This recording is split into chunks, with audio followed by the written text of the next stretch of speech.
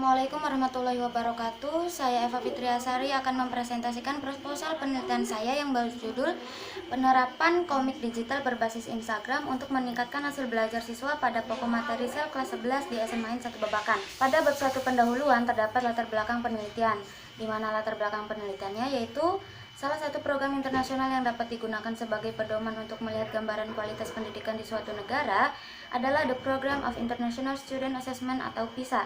Hasil penilaian terhadap literasi sains siswa internasional sampai saat ini masih memprihatinkan. Dan juga dalam kegiatan belajar mengajar banyak sekali faktor penunjang yang sangat diperlukan untuk mencapai keberhasilan. Salah satunya yaitu metode dan juga media pembelajaran. Nah, media pembelajaran yang digunakan hendaklah mampu membuat pola pembelajaran yang efektif dan menarik agar siswa mudah mengerti serta memahami pembelajaran. Media komik merupakan salah satu media visual yang menarik dan dapat menumbuhkan kembali semangat belajar siswa serta membuat siswa fokus dan termotivasi untuk mempelajarinya sehingga tercipta suasana kelas yang aktif dan efektif. Kemudian pada identifikasi masalah, yaitu terdapat minat literasi siswa di Indonesia yang sangat rendah. Kemudian proses pembelajaran akan ketinggalan zaman apabila guru tidak memanfaatkan teknologi dalam mengimbangi kemajuan iptek.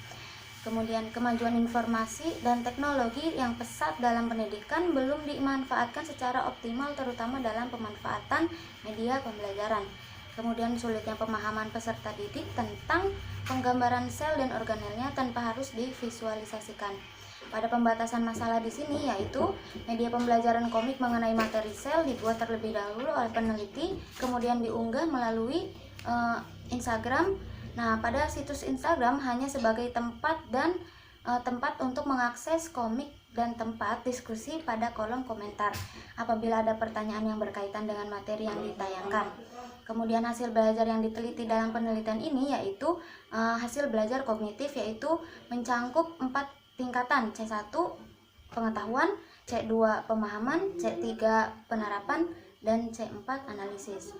Kemudian yang terakhir, kajian konsep materi yang diamati adalah konsep sel. Perbedaan sel hewan dengan sel tumbuhan, macam-macam organel dan juga fungsi organel. Kemudian ada pertanyaan penelitian. Di sini ada 3 pertanyaan penelitian, yaitu bagaimana hasil belajar peserta didik sebelum penerapan media komik pada mata pelajaran biologi konsep materi sel kelas 11 SMAN 1 Babakan. Kemudian yang kedua yaitu bagaimana hasil belajar peserta didik setelah penerapan media komik pada mata pelajaran biologi konsep materi sel kelas 11 SMAN 1 Babakan. Dan yang terakhir, apakah media komik dapat meningkatkan hasil belajar peserta didik pada mata pelajaran biologi konsep materi sel kelas 11 SMAN 1 Babakan. Tujuan penelitian di sini ada 3 juga, yaitu menjawab dari pertanyaan penelitian, yaitu untuk mengetahui hasil belajar peserta didik sebelum penerapan, setelah penerapan, dan juga untuk mengetahui penerapan media komik dalam meningkatkan hasil belajar peserta didik. Manfaat penelitian di sini ada manfaat teoritis dan praktis.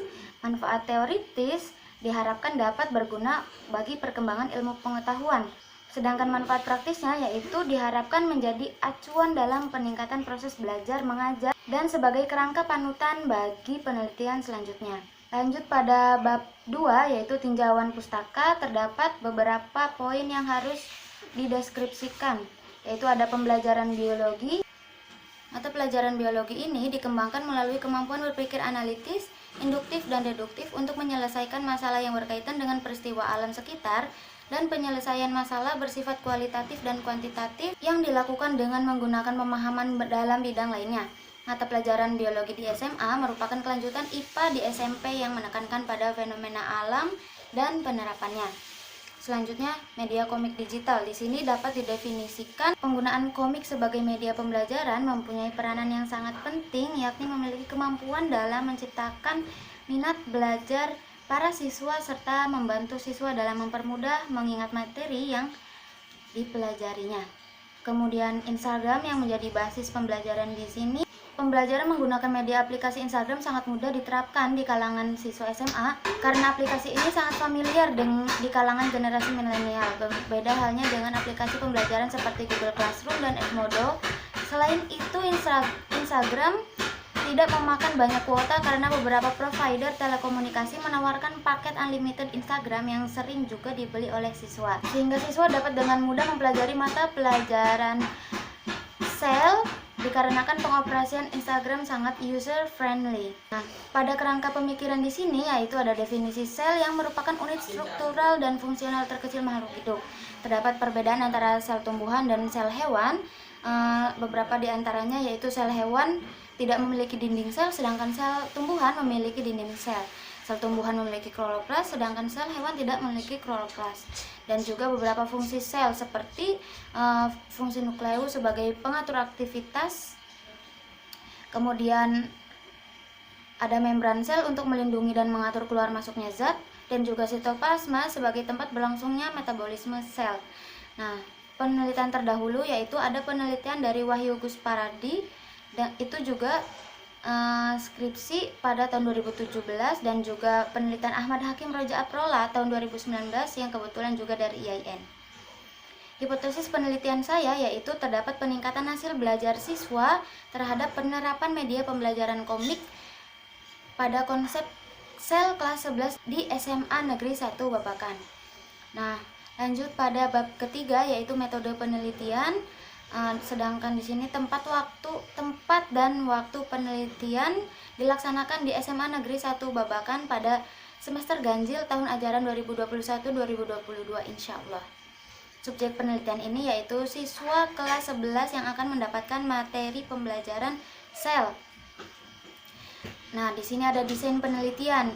Penelitian ini termasuk penelitian kuantitatif menggunakan rancangan eksperimen semu atau quasi non-equivalent control group design yang secara prosedural. Teknik pengambilan sampelnya yaitu dengan cara purposive sampling. Kemudian teknik pengumpulan datanya, di sini ada instrumen dan uji instrumen. Instrumen di sini saya cuman menggunakan satu yaitu tes atau penilaian kognitif, sedangkan uji instrumennya di sini ada 4. Uji instrumen di sini saya dibantu dengan aplikasi Anates. Ada 4 uji validitas, uji reliabilitas, uji kesukaran, dan juga uji daya pembeda. Nah, pada teknik analisis data di sini yaitu ada uji prasyarat atau analisis, dan juga ada hipotesis, uji hipotesis. Nah, pada uji prasyarat itu dibantu dengan aplikasi SPSS, yaitu ada uji normalitas dan juga uji homogenitas. Sedangkan pada uji hipotesis yaitu menggunakan gain score. Prosedur penelitian di sini, studi pendahuluan sangat diperlukan untuk mengetahui penelitian secara teoretik agar mempermudah dalam penyusunan proposal. Setelah itu akan dilakukan perbaikan sampai kegiatan seminar dilakukan. Setelah seminar penelitian dilakukan, maka langkah selanjutnya adalah perumusan kisi-kisi instrumen dan penyusunan instrumen penelitian sesuai dengan indikator dimensi kompetensi dalam hasil belajar. Validasi ahli dan uji instrumen sangat dibutuhkan sebelum diberikan kepada siswa dalam bentuk instrumen. Untuk itu, perlu dilakukan uji validitas dan reliabilitas soal sebagai alat ukur penilaian hasil belajar siswa.